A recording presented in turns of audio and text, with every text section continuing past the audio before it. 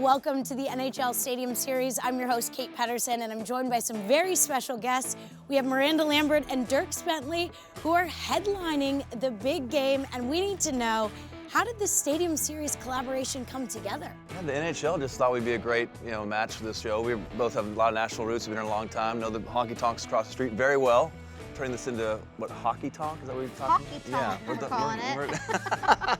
Our biggest issue is always picking the songs we want to do together. Like, we have text threads going, like, what's cool? What's so many collaborations. We've done a lot. We nailed it. Nailed it tonight. Yeah, tonight's gonna be an amazing collaboration, yeah. Well, you're both very accomplished. You've traveled all over the world. Does the uniqueness of something like a game like this, the first time the Preds have ever hosted one, make it more special? Yeah, I mean, it's Nashville, and it's old friends, and it's the Preds, and I feel like it's a good celebration of Nashville in a different way, too.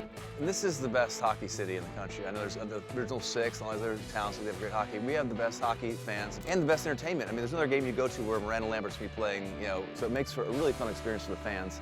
And to do this here in the stadium for the first time, it's awesome.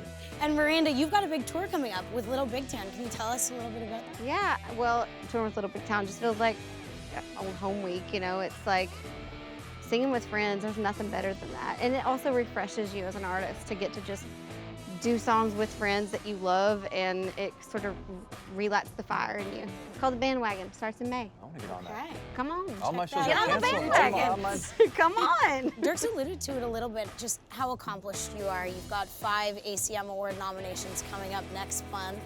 You are already the most decorated with 35. What's next? What do you do when you've accomplished so much? How do you set goals and move forward? And I'm every day trying to figure out what's next and how to do it and how to still love it. And I mean, I'm getting to play a hockey game. That's pretty freaking cool. I think so. I feel like I'm one of the boys, so that's awesome.